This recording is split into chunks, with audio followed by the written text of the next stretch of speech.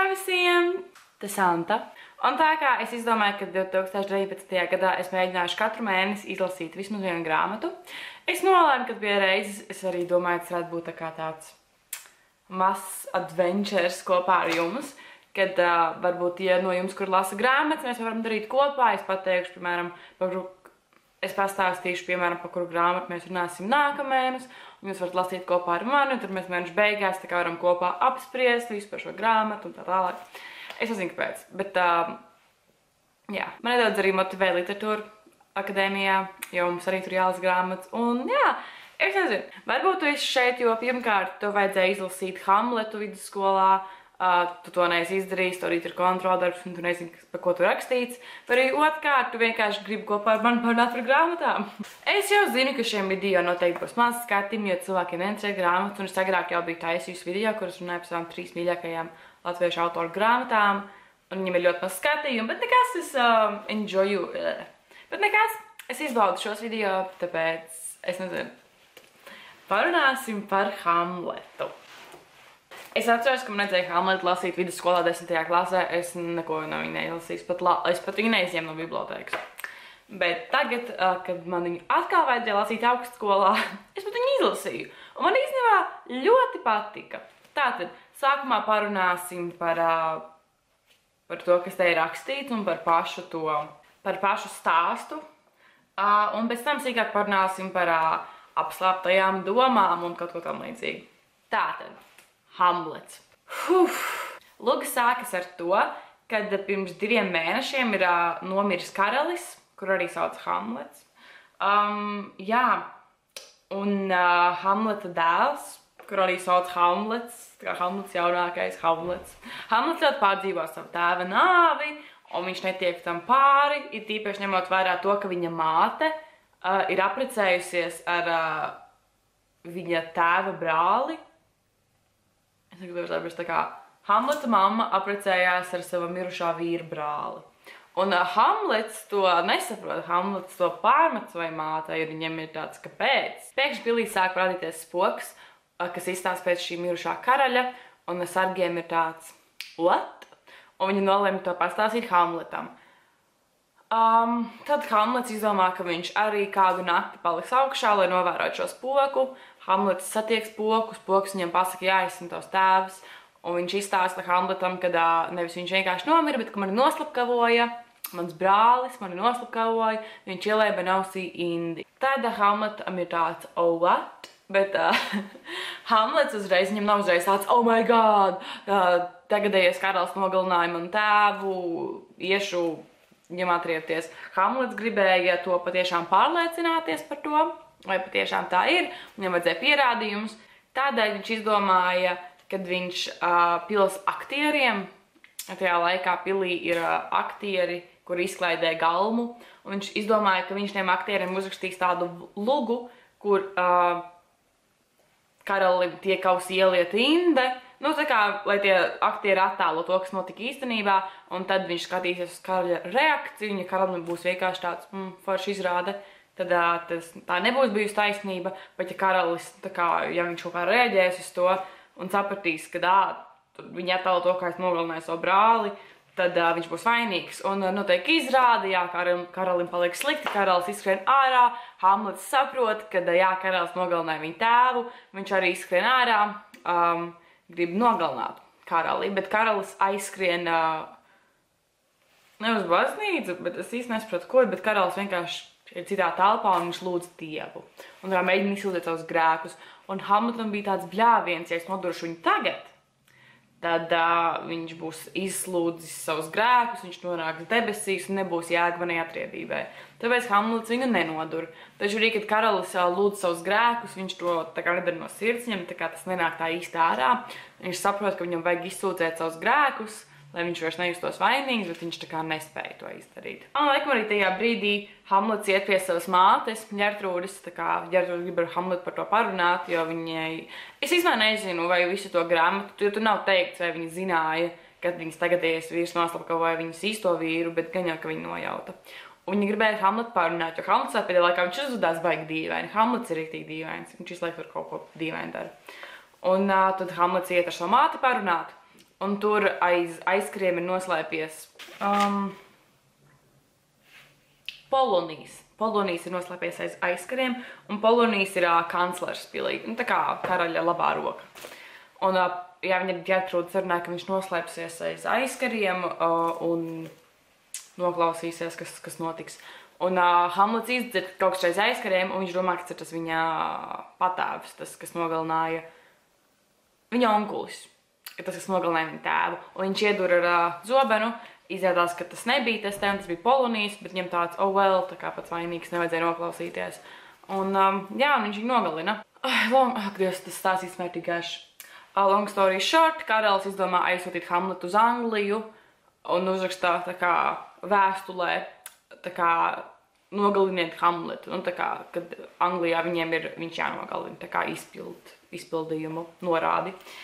Bet uz kuģa, kad Hamletu ved uz Angliju, kuģim uzrūk pirāti, un Hamlets izbēg. Un viņš arī atrod to vēstuli, viņš novilto to vēstuli un aizsūt tālāk uz Angliju, un kad tur nogalina 2 citus cilvēkus. Nestāstīšu par viņiem, tas būs pārāk gari. Hamlets atgriežas atpakaļ, karalim ir tāds, what, ko viņš tur dara, kāpēc viņš nav miris. Un beigās ir parādījies tas Laerts, kas ir Polonija dēls, kurš ir ļoti dusmīgs par to, ka viņa tēvs ir nogalināts, viņš grib atriept tēva nāvi, tāpēc viņš cīkstēsies ar Hamletu, jo Hamlets nogalināja viņa tēvu. Un tad viņi tur cīnās, bet karalis izdarīja tā, ka tam kad Laertam, jā, Laerts, jā, ka zobats ir saidāts Indē, domāju, ka Hamletam tikai bišķiņ iegriež, lai viņš nomirst. Un tur arī pie reizes ir kaus ar Indi. Un tad, kad, piemēram, pēc pirmā tā gājiena Hamlets tur kaut ko labu bija izdarījis, es nezinu, kā sadā zobena cīņas, tāpēc es nesaprotu. Un karalim bija tāds, malacis Hamlet, tagad tu vari padzerties no kausa. Un Hamletam bija tāds, nē, es tagad negribu, viņš bija pārāk aizrāvies, tur savu zobenu viņķilējot. Un to kausu ar Indi izdzer Hamleta mamma. Un viņi tieši viņu dzer, un tas karalis ļauj Ģertrūdu nedzer, un viņi izdzer. Un tagad ir jautājums, vai viņi zināja, ka tur ir Indi vai nezināja. Man liekas, ka jau zināja, bet grāmatā tas nav teikts, viņi izdara Indi nomirst. Hamlets saprot, ka tur bija Inde, bet tā kā tajā cīņas sparā viņiem bija noktuši zobenu, Hamlets bija paņēmis Laerta zobenu, un Laerts paņēmis Hamleta zobenu, ka viņš samainies ar zobeniem. Tā, ka viņi viens otru tā kā ievainoja, abi divi nomirst, un pirms viņš nomirst, Hamlets saprot, ka tur ir Inde un tā tālāk, un ka tas karalis pēc tā gribēja viņu noindēt, tāpēc viņš arī nodura karali, ka viņš beigās visu nomirst. Un pa vidu, ko es neizstāstīju, bija arī tāda Ofēlija. Ofēlija ar Hamletu grāmatas laikā viņi tur bija iemīlējušies viens otrā. Hamlets arī ķipa viņu mīlēja. Ofēlija nenormāli mīlēja Hamletu. Taču Ofēlijai tas tētis, Ofēlijas tētis ir Polonijas, tas, ko Hamlets pēc tam nogalināja. Tas ir Ofēlijas tētis, un tas Laerts, kas cīnījās ar Hamletu, ir Ofēlijas brālis. Un Ofēlijai tas tēvs Polonijas teica, nē, tur Hamletu nevar tikties, tāpēc viņš ir princis, viņš nevar precēt, kur viņš grib, tā kā viņš ir no augstākā, tā netiekties ar viņu. Un tad viņa netikās ar Hamletu. Un visi domāja, ka sākumā Hamlets sajuka prātā dēļ tā, ka Ofēlija viņu atraidīja, lai gan īstenībā Hamlets sajuka prātā, jo viņš uzzināja, ka viņa tēvu nogalināja tēva brālis. Bet pēc tam tad Ofēlija iet atpakaļ pie Hamleta, Hamlets viņu pasūta, kas ļoti interesanti, es saku pasūta, nu viņš teica savādāk, bet es saku, viņš viņu pasūtīja tālāk. Un tad Ofēlija saika prātā, mirsīgi pārdzīvoja, tad vēl Hamlets nodūra viņas tēvu, viņa vēl vairāk saika prātā, un viņus sasīja pašnāvību. Lai gan tur arī nav teikts pašnāvību, jo viņi tur pie upes lasīja kaut kādus ziediņus un iekrita ūdenī. Vai viņi to izdarīja speciāli, vai tas bija netiešām nav zināms, bet jā, viņa ir mirusi. Un tajā brīdī, kad Hamlets atgriežas atpakaļ no tā kuģa, viņš tur ir kapsētā, randomā ar savu draugu. Viņi pastaigājas pa kapsētu, kaut ko runā ar kapračiem. Nezinu, kāpēc. Un ierauga, ka tur ir bēres, un viņam tāds, kas tur notiek. Un viņš ierauga, saprot, ka tur apglabā Ofēliju. Viņam tāds, oh my god, Ofēlija ir mirusi. Un tā kā tas Ofēlijas brālis Laerts bija ielicis Ofēlijas kapā un raudāja. Un pieskrien klāt Hamlets arī ielicis Ofēlijas kapā un saka, pat tur 1000 brāļu mīlestības nebūs tik stiprs, cik ļoti kā es mīlēju Ofēliju, un es tur ļoti mīlēju Ofēliju. Tā tālāk tur nenormāli pārdzīvoju. Tas liekas dīvaini, jo viņš pats viņu pasūtīja, bet oh well.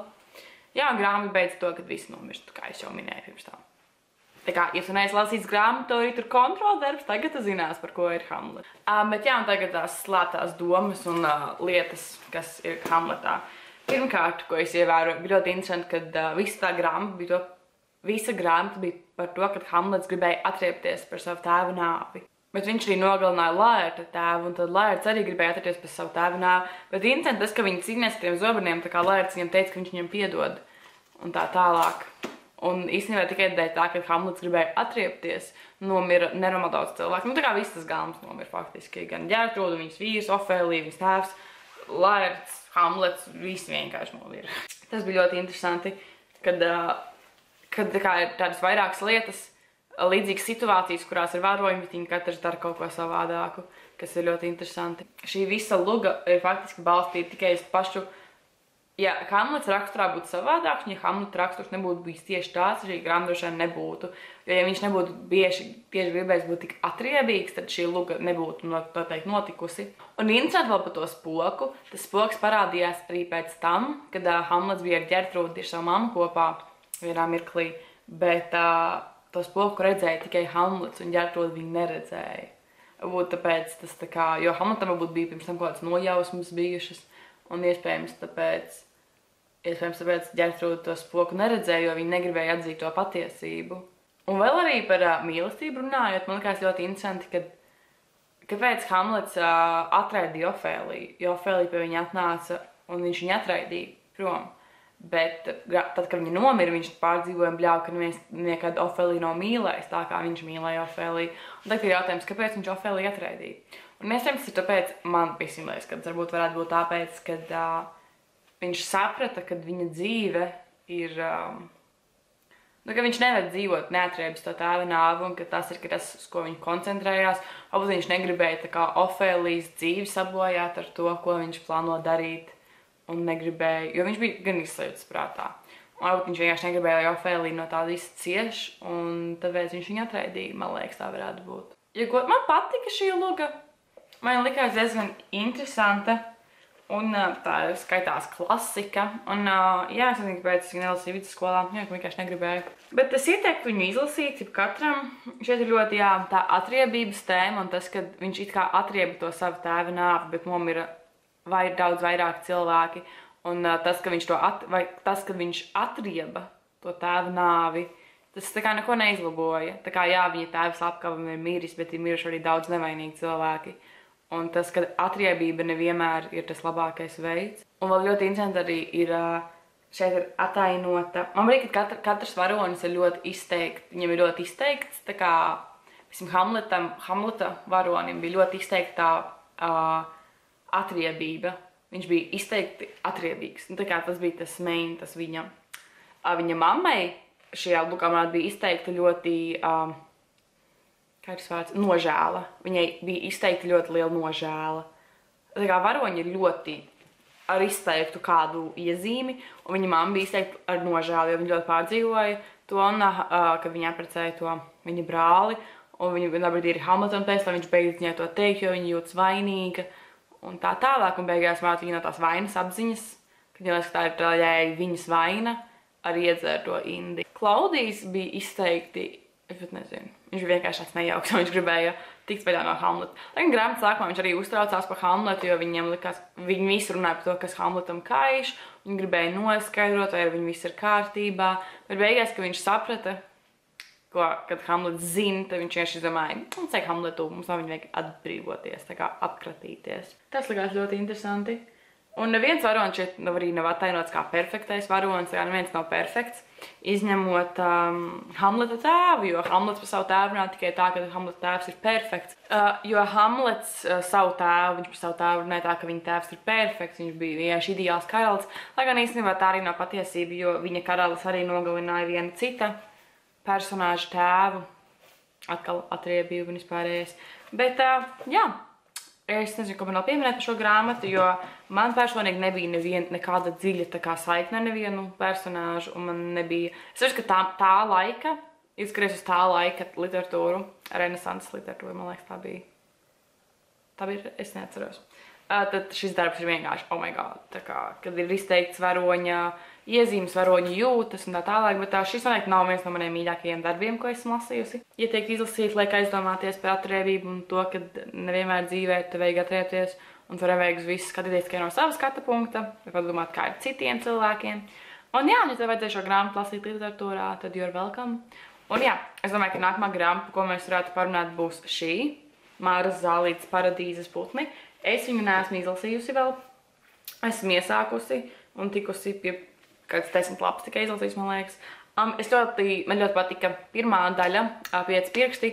Tā viena no manām mīļākajām grāmatām. To esmu izlasījusi, tāpēc es domāju, ka nākamā mēnesi mēs kopā varēsim apspriest Paradīzes putnus. Ja tu arī gribi piedalīties šajā, nezinu, grāmatu maratonā, tad arī varētu lasīt šo grāmatu kopā ar mani, un pēc mēneša mēs apspriedīsim šīs grāmatas notikums. Es tagad mēnešu izlasīšu. Paldies, ka skatījies, un tiksimies nākamajā grāmatas video.